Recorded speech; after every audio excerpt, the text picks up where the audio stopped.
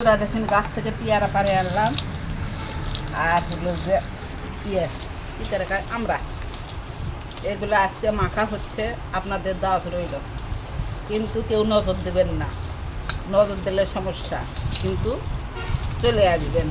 এই যে মশলা দিয়ে দিলাম, এই যে তেঁতুল দিয়ে দিলাম, এই যে সর্ষের তেল দিয়ে দিলাম, এই যে মাখা হচ্ছে। আরে জমেই গেল। বন্ধুরা দেখো, এই যে কিভাবে আমরা ছোটোবেলায় আম মাখা, পেয়ারা মাখা, কলা মাখা, তারপরে মাখা খাচ্ছি কলা পাতার করে, এদেরকে আবার সেভাবে খাবার দিচ্ছি, এরাও সেভাবে খাবে। এই যে দেখেন কিভাবে খেতে হয়। কি দারুণ!